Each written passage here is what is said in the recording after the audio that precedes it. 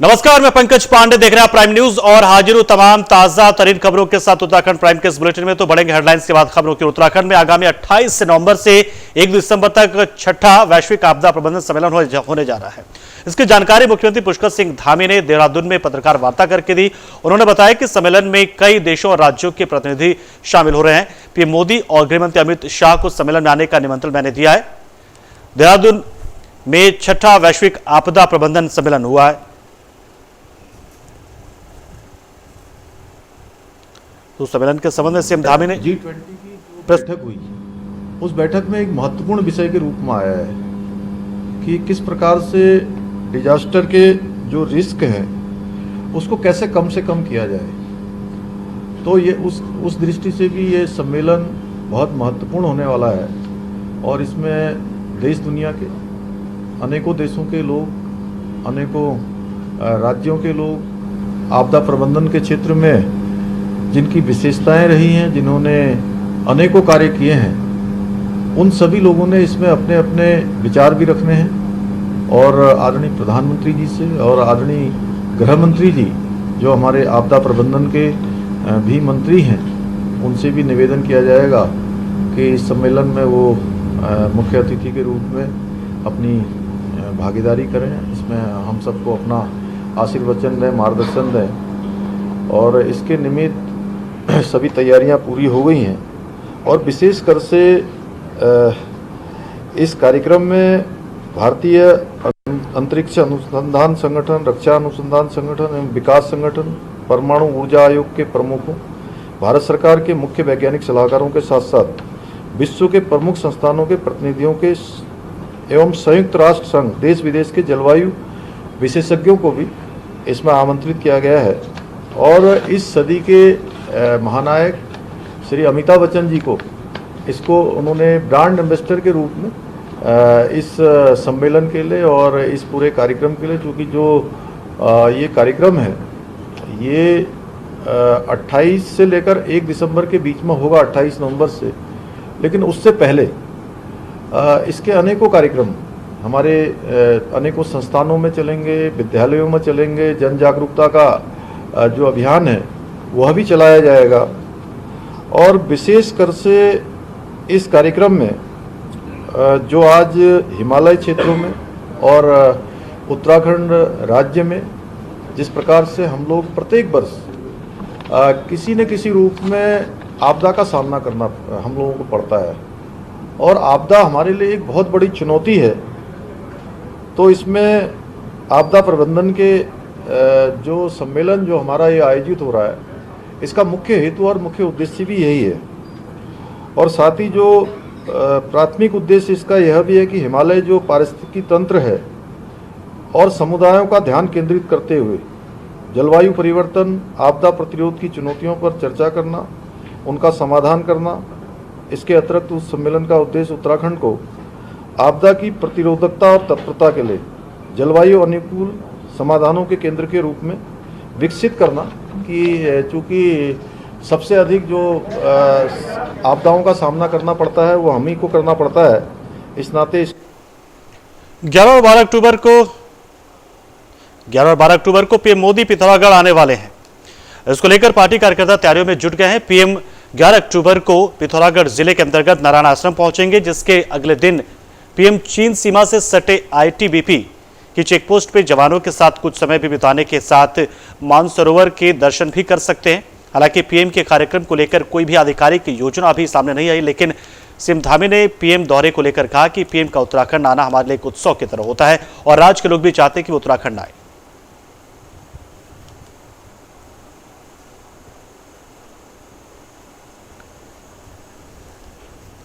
तो प्रशासन की ओर से तैयारियां पूरी कर ली गई हैं।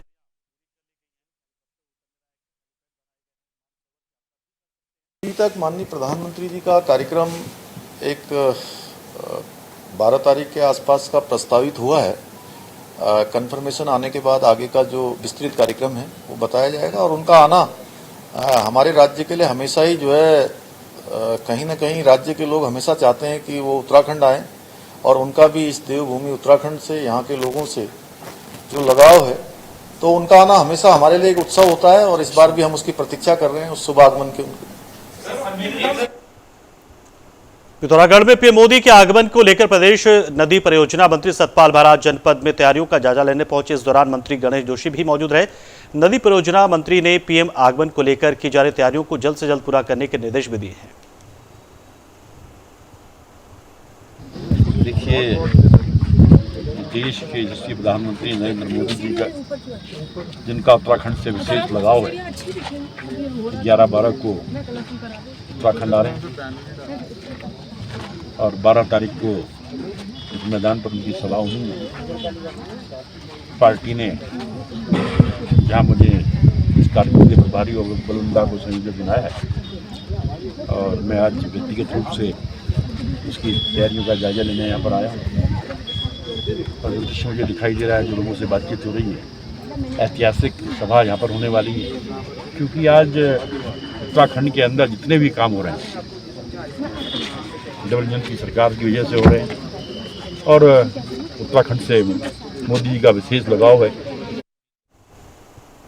उत्तराखंड विधानसभा अध्यक्ष 66वें राष्ट्रमंडल संसदीय सम्मेलन में भाग लेने के लिए देहरादून पहुंची। इस दौरान रितु खंडूरी ने कई बैठकों में हिस्सा लिया। इस दौरान विधानसभा अध्यक्ष रितु खंडूरी भूषण के साथ झांसी सांसद सीपीए कोषाध्यक्ष और असम के विधानसभा अध्यक्ष भी मौजूद रहे। 66वें राष्ट्रमंडल संसद सम्मेलन में उन्होंने हिस्सा लिया है।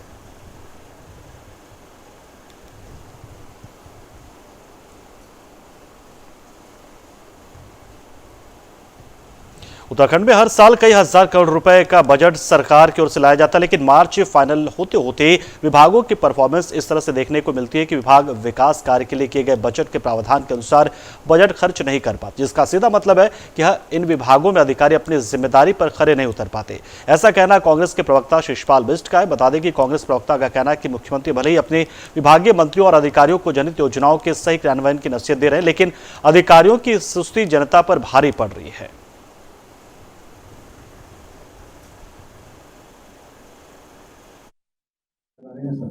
देखिए, ये अधिकारियों की भी मनमानी है और सरकार की भी नाकामी है। मुख्यमंत्री पिछले वित्तीय वर्ष में जो चेतावनी दे रहे थे अधिकारियों को कि आगे से ऐसा नहीं चलेगा, तो मुख्यमंत्री के चेतावनी का क्या असर हुआ?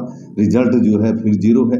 विभाग जो है बजट खर्च में फिसड्डी साबित हो रहे हैं। अगर बजट खर्च नहीं होगा तो विकास धरातल पर कैसे उतरेगा? और आप देखिए कि दूसरा मार्च सिर पे आ जाएगा और पैसा लैप्स होगा तो उससे निश्चित तौर पर राज्य का नुकसान होगा। वो किसी भी आप विभाग में लीजिए, आप सिंचाई में लीजिए, पीडब्ल्यूडी में लीजिए, शिक्षा में लीजिए या आप कृषि में लीजिए, हर विभाग जो है इसी कथा पर आगे बढ़ रहा है। आखिर क्या कारण है? मोटी मोटी तनख्वाह लेने वाले अधिकारी एसी कमरों में बैठ के कागजी कार्रवाई को जो है धरातल पर क्यों नहीं उतार पा रहे? तो ये कहीं न कहीं जो है अधिकारियों की उदासीनता भी है और जो सरकार है उसकी अनुभवहीनता के कारण भी ऐसा हो रहा है, क्योंकि सरकार के पास अनुभव की कमी है, जिस कारण वो ब्यूरोक्रेसी पर लगाम लगाने में नाकाम है और अधिकारियों से वो काम नहीं ले पा रहे।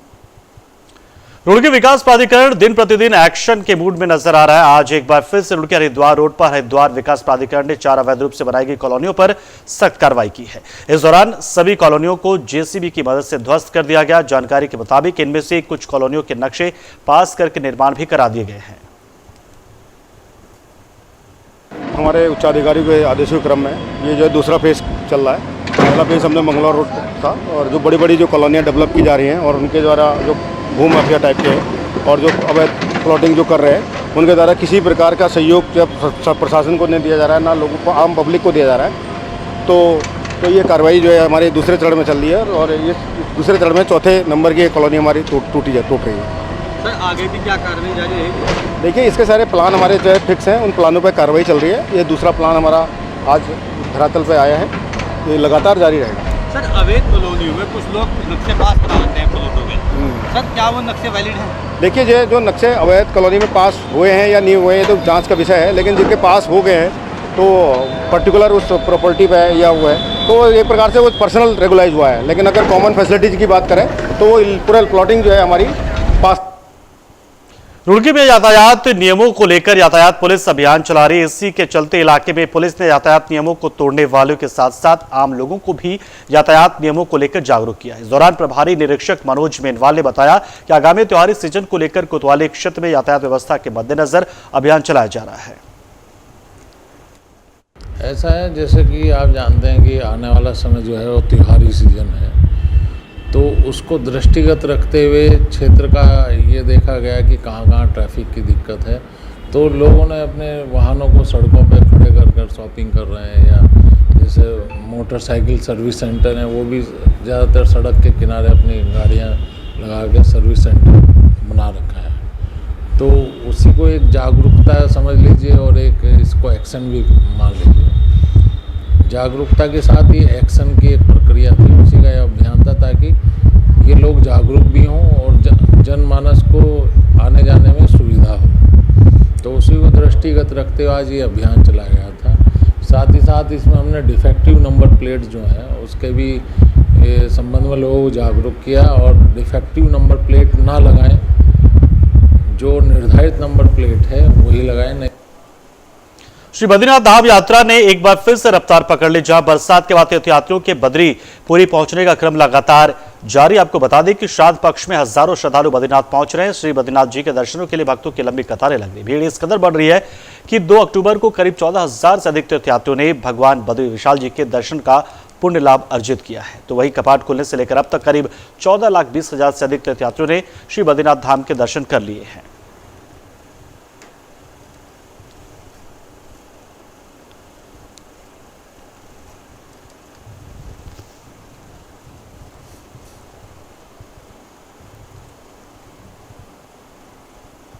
उत्तरकाशी के बड़कोट तहसील में ग्राम किसाला की महिलाओं ने 2 सूत्रीय मांगों को लेकर उप जिलाधिकारी कार्यालय के बाहर धरना दिया। इस दौरान सरकार की हर घर नल हर घर जल नीति का विरोध कर रहे हैं वो। ग्रामीणों का कहना है कि पानी को लेकर पहले से चलाई जा रही नीतियों को लागू रखा जाए। महिलाओं ने इसको लेकर धरना दिया है।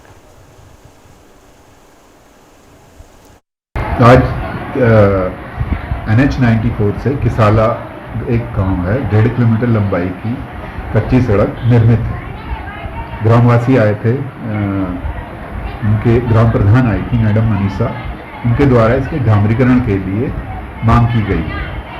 क्योंकि ये सड़क डामरीकरण अभी स्वीकृत नहीं है, इसकी स्वीकृति हेतु आवेदन प्रेषित किया जाएगा। तत्पश्चात स्वीकृति के पश्चात ही डामरीकरण का कार्य संपादित किया जाएगा। जिस हेतु माननीय ग्राम प्रधानी साहिबा को अवगत करा दिया गया है। जिस समय भी आवेदन प्रेषित किया जाएगा उसकी एक प्रतिलिपि माननीय ग्राम प्रधान को दी जाएगी।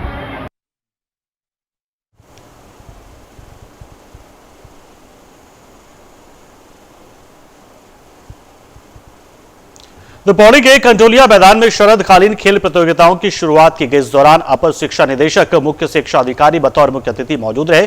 प्रतियोगिताओं की शुरुआत मुख्य अतिथि ने दीप जलाकर की। यह प्रतियोगिता का आयोजन आगामी 4 दिनों तक किया जाएगा, जिसमें 2000 से ज्यादा स्टूडेंट्स हिस्सा ले रहे हैं।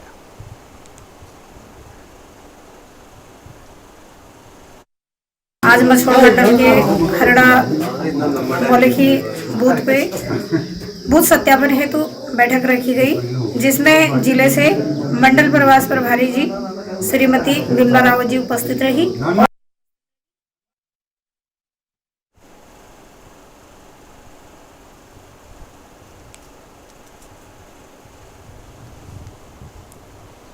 तो 2000 से ज्यादा छात्र इसमें हिस्सा ले रहे हैं।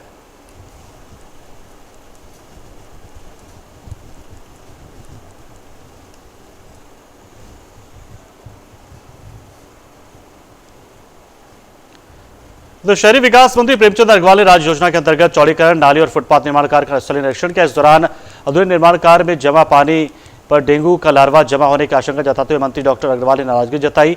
7 दिन निर्माण कार्य को इसी माह के अंत तक पूर्ण करने के निर्देश भी दिए हैं।